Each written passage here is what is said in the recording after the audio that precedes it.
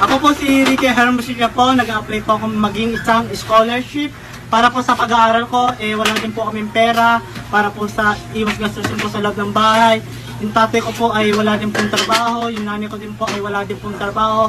Minsan po humingi po lang kami ng pagkain sa kapitbahay para po may laman lang po yung tiyan namin. Sa isang linggo po minsan 2 beses lang po kami nakain. Ito po yung nanay ko. Loka ma. Dati pong trabaho niya, ball star. Diba bata yan, ano bang video yata? Ano ba yung bayad? Para po sa scholarship. So, ako po si Ramilin Mercado. Ako po ay humingi ng tulong sa inyo para sa aking pag-aaral. Sana po mabigyan niyo ako ng scholarship. Ang aking pong ina ay may kapansanan. Siya po ay may diferensya sa pagsasalita. Siya po ay isang ngongo. Salita ka ma. Anak mo, matulungan niyo ang aking. No.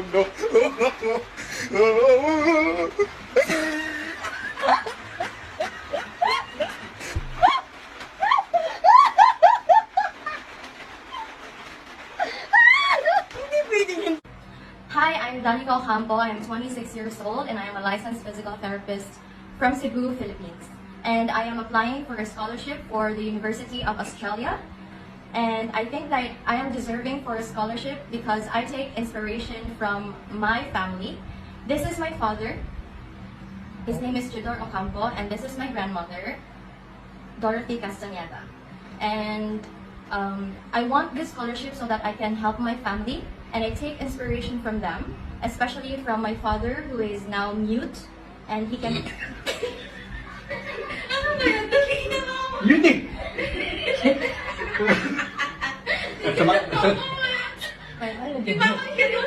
Ayaw lagi ng mute. Makilang na lagi daw masulti na ng Hindi na na siya.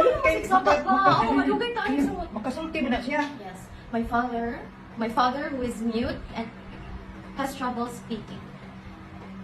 And also my grandmother. My grandmother, she's a very strong woman. She has been through a lot of challenges in life.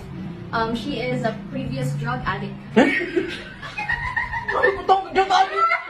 Drug addict, mami. Nakasurvive ka ba? Ano mga ibang lagay? Ano ka niya, oy? Nabuha. Abi lang na atin. Ano mga drug addict? Drug sa una. Ang suuna ko man yung mag-drug addict. Drug addict sa una niya. Hindi ka na ba? Di na ka drug addict. Ikaw nag-release sa pamilya. Nga nung naging drug addict ka, bakit ka na lang drug addict ko? Hindi ka tayo drug addict. Naunsa mo ka ni ka, eh? Ang hindi ka na ng drug addict, eh? Ano sa mga prostitution? Hindi lang ako. Palit ka na ng drug addict, eh? Sige. Hindi mo ganun. Ayaw na lang naging mag-react. Inod ako rin, bahala. Mga taga na. Nagdag adik eh. Ayaw lagi na drug addict?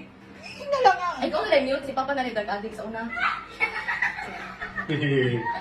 Amang ka. Dito ang Pay TV, doon na lang sa gawin yun. Ano ba? O, dito na lang. Oo, hindi. Nagagawa ko na lang. Kasama pa ba ako? Oo! Ikaw nga dapat makita ka dapat maawa sa... Ayos. Ayun, ito muna ang gasalita ko muna. Beong. Seryoso tayo ah.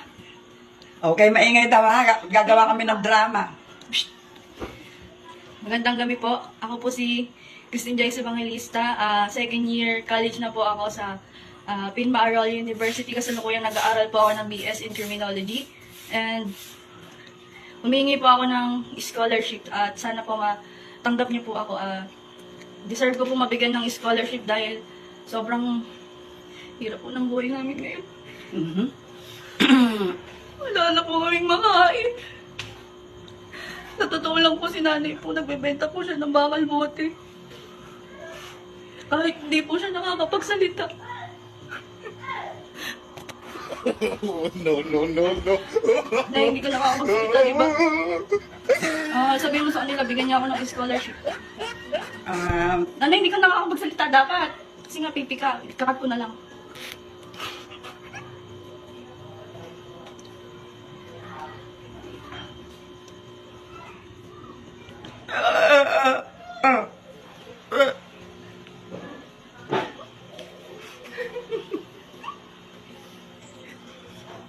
Sumasakit na po yung dibdib niya. Sana po talaga mabigyan niyo kami ng scholarship. maraming salamat po in advance pagka po nakuha niyo ko. Nay, mag-thank you ka.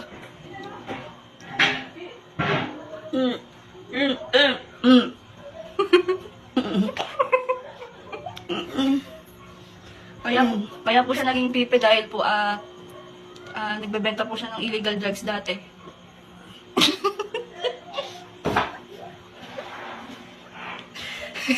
It's a prank!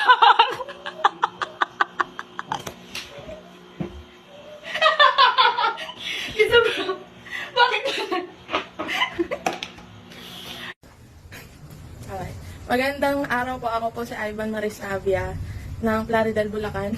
At ito po ang lola ko, na si Rosita Navia. Naging inspirasyon ko po ang lola ko sa pag-aaral ko dahil dati po siya nag-a-addict. No. Tangina. Igado ko pala eh. Bilisan mo na! Ay, naku, hindi. Huwag na.